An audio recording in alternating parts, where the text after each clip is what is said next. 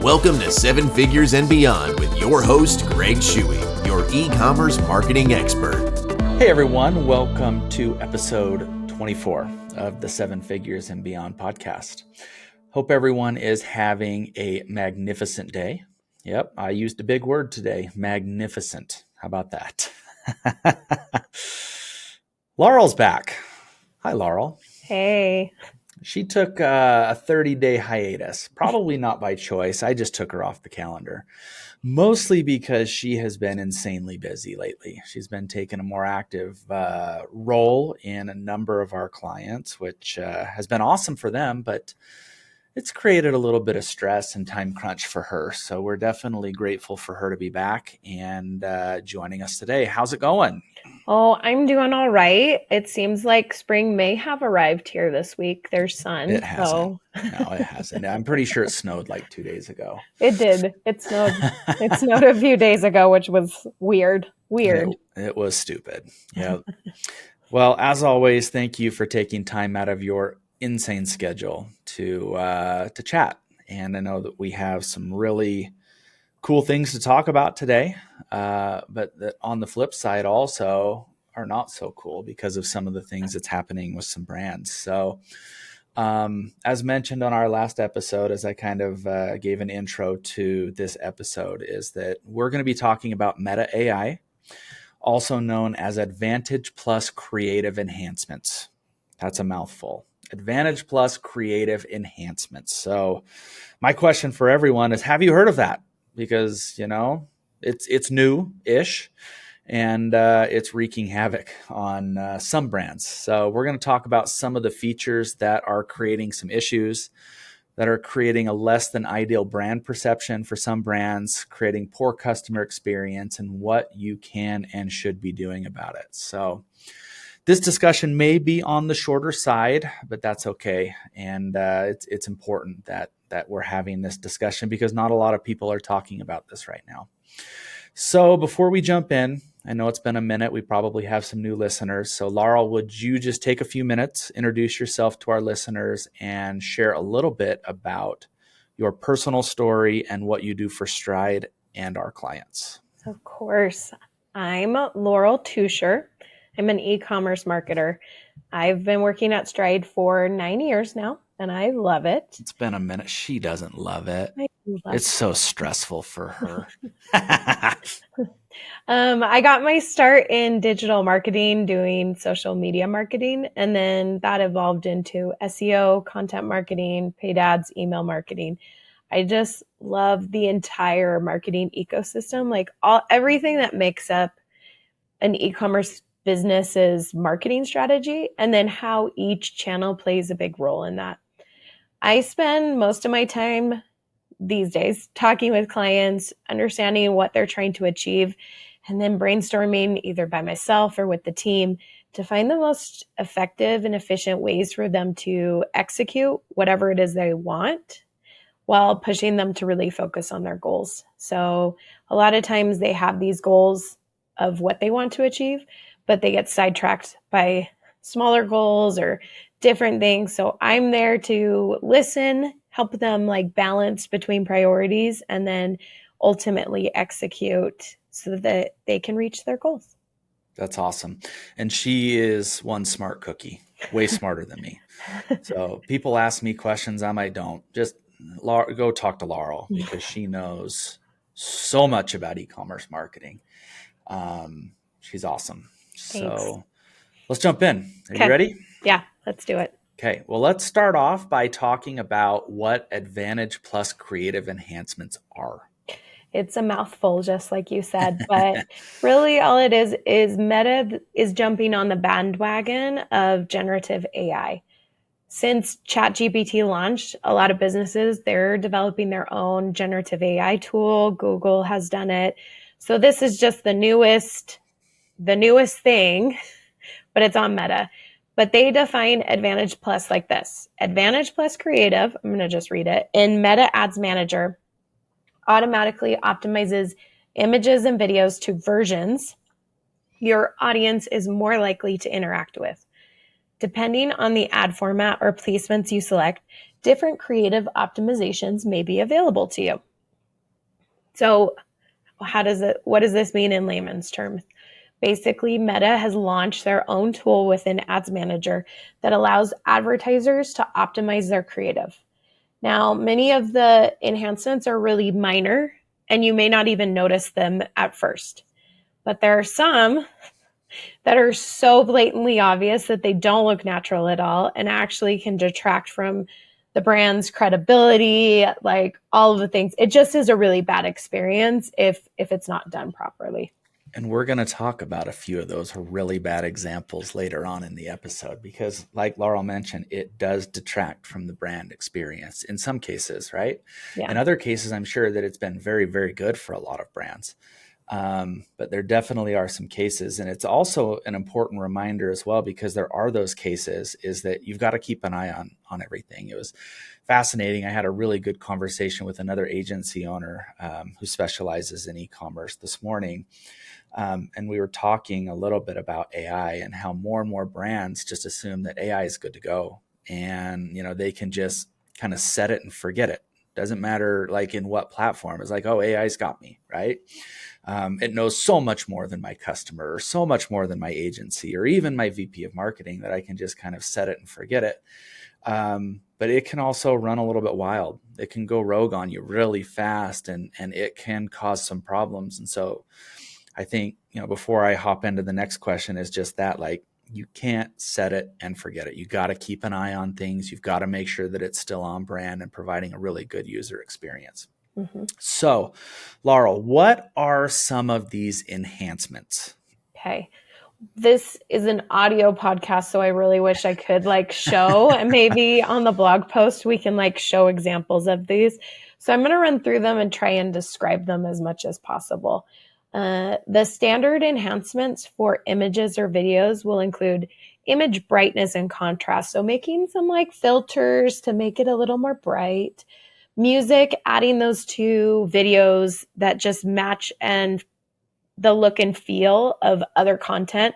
This is especially going to happen with videos, stories, reels that are on Facebook and Instagram. 3D animation, if it's possible. They'll actually give the image motion.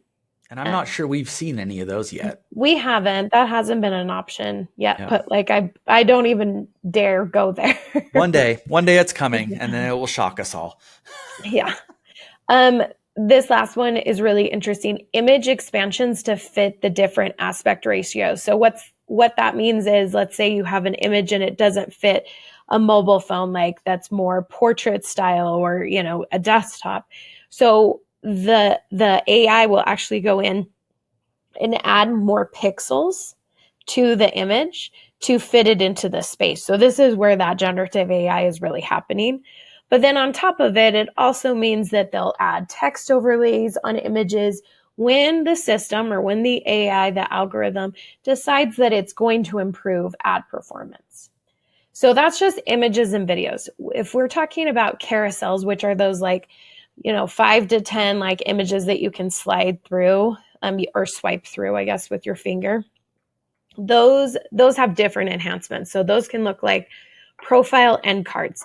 This is a card that's going to be added at the end of the carousel with your Facebook page profile picture. There's music that could be added. There's highlighting a carousel card where the system will decide which carousel image is the best performing and move that to the front of the carousel. And we're going to talk about why that's a bad thing, but just think about that where you're deciding what order that carousel goes into. Dynamic descriptions. So they will change up the copy, the descriptions with what they think are the most appropriate. And lastly, this one's kind of that, hey, this could work for better. It's not going to be a big deal, but relevant comments. So the system will select which comments are going to be shown because those will improve performance. People go look at the comments, they'll see a good comment, and then they'll head off and make a purchase. But on top of that, just this week, May 7th, Meta launched the newest generative AI enhancements for ads. So first, image generation. This is that test, Greg, that the flaming Cheeto that we'll talk Yep. about, where you can take an image, like a product shot on a plain background, and Meta is going to generate new backgrounds and even add in text overlay to it. And then secondly, there's text generation. So Meta will now even automatically generate text and headline text that you can opt into that they'll just change. So this text will, just be your ad copy. And so you don't have to control that. So, I mean, you talked about it, like these enhancements can be good. Maybe they do drive results like relevant comments. Yeah, that sounds great. It's really good to test and try out new things without having to build all sorts of creative. We'll talk about benefits, but it can be really frustrating when you have zero control over your ads anymore. And you just let AI do its thing, and you're questioning whether your business is actually legitimate when you see these ads. So like that, those are just the enhancements that are currently available, but I'm sure that more are coming. Yeah.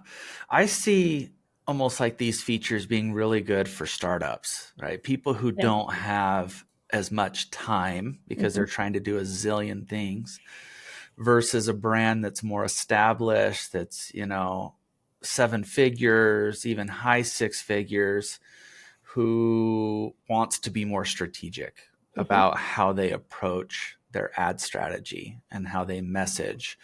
And so I can definitely see where that might, be beneficial. But let's talk about some of those benefits. Like, why are they beneficial to brands, I guess? Well, we've talked on this podcast before in different episodes about the need to do testing on our website. On a website, I guess, not our website, but your website, doing testing. What we haven't talked about, because we really haven't gotten into this aspect of ads, but still the principle applies. You got to test. Creative is that biggest lever that we all have on the Meta ads platform. And really a key to succeeding and scaling is having creative diversity. So trying out different creative, not just having one single image or one carousel or having one ad that drives everything. You've got to be able to test. But creative is really difficult to quickly test. Yeah. The video, the image edits, like that can take a long time. And it takes time to export it, to get it uploaded, to do all of those things. Plus, if you're a startup, like you just talked about, or you don't have an in-house designer or videographer, you're paying a freelancer. So now you have to pay them to go back through, edit, make more ads. That's just going to cost you a lot of money. But this tool, so here's the benefit, like you can now do that all inside of Ads Manager and make things a little more efficient. You can make some edits on your own, test out something new. So let me give you an example, not necessarily of when we've used generative AI, but when we've used a tool within Ads Manager to help test out a different feature. We've taken for our clients a carousel of images. So they have the carousel. It's, like I said, 5 to 10 images. You can swipe through it. And we took those and we actually transformed them into a slideshow that's like a video. So it just goes through each of those images, but it's a video format. And that actually really helped performance. When we ran this test for one client, the ROAS on the video slideshows was a 4.32.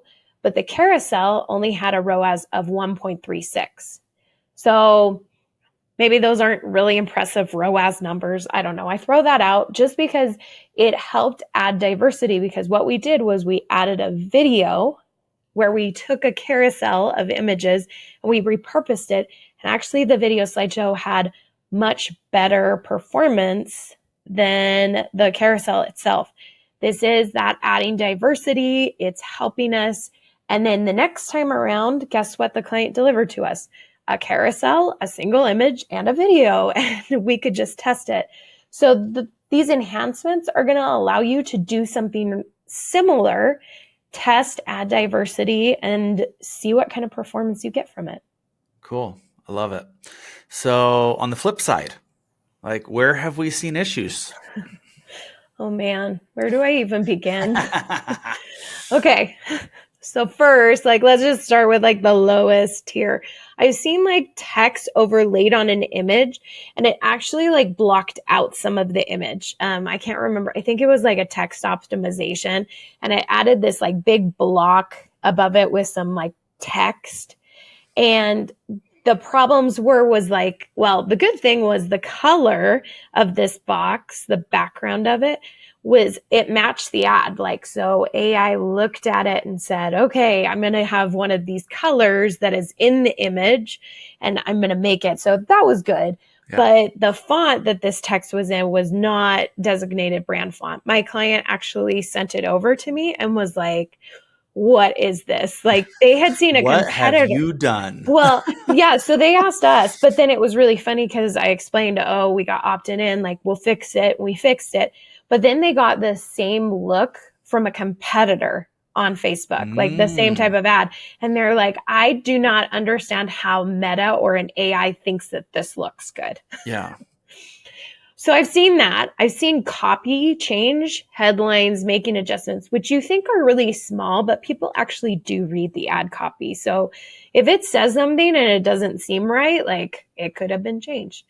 The most notorious, which has been brought up, I think twice now in this episode and in previous episodes, is I think we need to call it now the flaming Cheeto situation. The flaming Cheeto, yeah. So it was this image generation ad where they had this product image. You described it in the last episode, but we had these product image shots that had products within the, like, it wasn't a plain background. It was a journal, props. But there's like props in it. Yeah.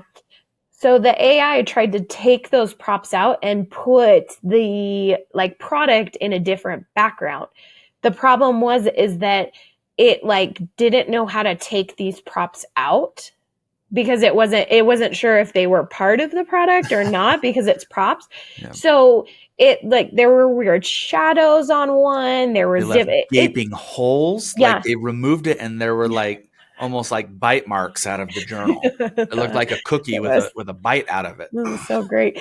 But then the last one, like you said, was it turned into, it looked like a flaming Cheeto is how our client described it. So like clearly like they're trying to test out things, but it's just not there yet. And then I talked about carousels before, this whole moving the best performing carousel. A lot of our clients, when we build out carousels, it's very intentional, right? Like we're trying to get people to swipe through as many of the images as possible. So we're trying to tell a story. And so there's when you tell a story, it's in a very distinct order versus, okay, let's let AI decide what image should go first. It could be one that's not even like it's out of order, right? It's not relevant to that part of the customer journey. Yeah, well, or even it's not even relevant to the story. Like the story has a beginning, middle, and end. Can you imagine the end being the beginning? And suddenly we're now into, I read a lot of books. So like it would be something like William Faulkner. I know you have no idea who that is, Greg, but I don't. You know, where the story jumps around so much and you're like, now where are we? What is happening? Who is this? Like that. And yet we're saying AI, you tell us what the best performing, it just, again, takes control out from those people who like the data, the information, the thought that has gone behind it. And you're handing it off to an algorithm to decide what your brand should look like. So like those are the issues I've seen, but my favorite is this. So if you go into your ad account under your account overview, you're going to see a little box and it says, automatically optimize eligible ads. And then it's going to give you these like potential outcomes. These are a couple I went through client ad accounts, and these are ones that I've seen. You're going to get a 10% lower CPA or cost per acquisition. You're going to see a 2.15% higher click rate.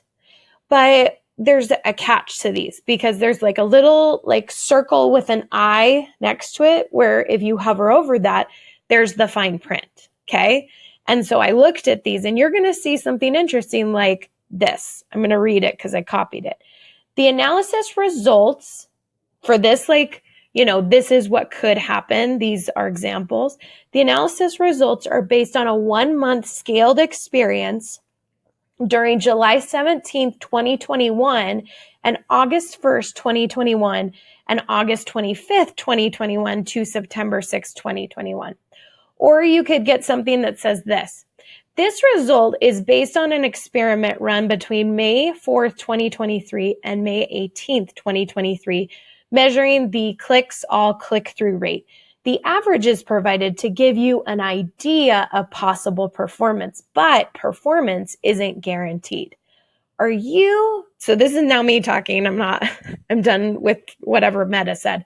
But are you willing to run your business on experiments from 2021, 2022, or 2023? I'm not. The world, economy, advertising, your business is so different in 2024 than it was in 2021 that I would not rely on data or an experiment that happened back in 2021 to get better results in 2024. I mean, it's different in May than it was to start the year. That's how fast things change. Yeah. But no one's looking at that like fine print details. They're just like, yeah, sure, let me opt into this. And look, like we talked about the benefits. I know AI is that new thing out there. Everyone wants to test it. I know that as a business owner, you or a marketer, you're talking about or hearing that you need to scale faster. And it's hard and it's expensive to pay for a designer or a videographer to do what they do. And I get it. But I promise you that right now, this is not the way to like build your business or its credibility. There's no guarantee that it's going to help performance. That's the kicker that I want to remind you of is performance is not guaranteed with this. It may help improve, but you're handing over control to a platform that honestly, at the end of the day, is looking to make money from your spend. They do want you to succeed. Meta wants you to succeed so that you can spend more money, but they also want you to keep spending money. So you need to be wary of these enhancements, these things that could help performance because you just don't know. Like, you don't know. So I'm going to ask you a loaded question here. Okay. Absolutely loaded. Okay. Now I'm nervous. Should brands turn it off? Like, should they go in right now and turn it off? Well, so I was going to talk about this, but yeah, I think you need to look at your settings, for sure, and see if you're opted in, and I'll talk about that. But I do think it's worth evaluating whether this is like you have them turned on and how they're performing. But typically, if they're turned on because most likely your boss or somebody on your team, or if you're in another agency, your client has messaged you and said, I've seen this ad. I don't like it. Can you fix it? You're going to see it. They're going to see it. And so I'm sure it's already happened, but honestly, I would definitely evaluate your settings and all of it with it right now. It's awesome. Great. Well, that kind of took care of my last question that I had ready. Well, then let me talk through how to look at those settings really quick then. Yep. So there's two places you got to look. The first is it's called advertiser settings. If you've got it in your ad account, you're going to see if you go there, Advantage Plus Creative under the creating ads headline. And you'll click on it and there's a checkbox that says test new optimizations that you can have it checked. I recommend unchecking it. That basically opts you into testing all the new optimizations. But then there's within the ad itself. So not the campaign level, not the ad set level, but down to the ad, you'll go in and after it has the ad creative where you put headlines and copy and all of that, you'll see a box that says Advantage Plus Creative. And then it'll say enhancements. And it may say you've got 3 of 10 enhancements on. Or it may just have try it out and you can click on that and you can see which Advantage Plus enhancements are available to you or which ones you have turned on. And you can look at start to figure out which have you been opted in for and which ones do you want to be removed from? So that's the first thing I would do. The second is just make your advertising team aware of this issue and audit the ads just like we've done. Like, you should get to decide how your business is promoted, what it looks like, what your ads look like. So don't just let Meta do whatever it wants. Like, really look at these enhancements and see if it actually does help your business or not. I'm not saying like turn it all off and just, get mad at Meta and like, let's all write a petition on it. But I am saying like, you should really be thoughtful about when you're using these enhancements and what it means for your business and what it looks like. Got it. Okay. Well, I guess kind of in closing, will this get better over time? I would like to hope so. I mean, what does your gut tell you? A year down the road, is this going to be a lot of what people are using to run their Meta ads? ChatGPT, when it first came out, there was a lot of stuff about how cool it is. Yeah. And then ChatGPT, but then there was a lot of, this is not very accurate and it's not very good. And it hasn't done these things that we want it to do. Yeah. Then ChatGPT 4 came along, right? And suddenly people are using it all the time. So I think one thing with AI is that it has a learning curve, right? We see that learning phases with Meta ads, kind of the same thing with Google ads. There has to be a learning phase. Yeah. And I think we're in that learning phase right now. So there is something to be said about opting in for the algorithm to learn, the AI to learn that these are probably not good. But I do think it'll get better. Like I said, I do think that there are elements of this tool or this ability to do generative AI that is going to help business owners, marketers, advertisers to test out and add creative diversity to their ad account. That's going to be super helpful for them. And I think that's the way it's going, right? Like, AI is not going away at this point. Let's just accept it. So I do think it's going to get better. So that's where, as marketers, it's really important for us to stay on top of the trends, to be aware of it, to know what's happening, and then test out, see how it looks, and then, make adjustments from there. You will have to embrace AI. Like, those who don't embrace it, we will not be here in a few years. But I do think that there's hope that it will get better. Just for right now, it's not. That's awesome. Great. Do you have any final words of wisdom before we wrap up? I mean, I feel like I've already kind of been on my soapbox. I think AI, it is here to stay. But I don't think that means you have to relinquish control. I think that there is a balance between what your ads can and should look like, what you're putting out there is really important. And for your business, for your brand, for yourself. And so don't let platforms and AI take over yet. Yeah.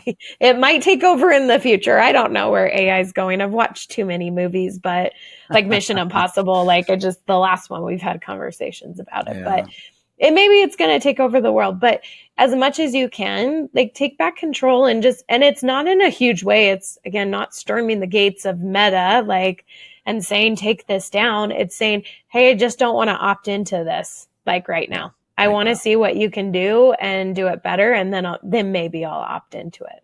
Got it. Cool. I love that. Well, thanks again for taking some time out of your busy schedule. I can't promise I won't pull you off the podcast schedule when I'm feeling you're a little busy, but that was really good. Thank you so much for being here. You're welcome. So in our next episode, I will be bringing in a friend of mine who is a CFO. That is a chief financial officer. Well, he's not a CFO. He's an outsourced CFO. How about that? He works primarily with e-commerce brands. His name is John Blair. Our discussion is going to be around two of the most critical e-commerce metrics that brands need to be aware of, that they need to be calculating and optimizing, regardless of your size. So these metrics that we're going to spend most of our time on are contribution margin, and then, I don't know how people say this one, MER, marketing efficiency ratio, MER. How about that? My guess is that most of you listening have probably never heard of those, or if you have, you're still not using them to guide your marketing decisions. So it's going to be a pretty critical discussion. It's also going to require a little bit of a mindset shift, and it takes a little bit of time to be able to calculate those properly. But once you're able to get those numbers and start working towards improving them, you're going to start to see a much healthier business from a profitability standpoint and a cash flow standpoint. So it'll be a really, really good discussion. So, as always, take what you've learned here. And we've learned a lot about AI and what we've got to do. Make a plan and take massive action this year. Thank you for joining.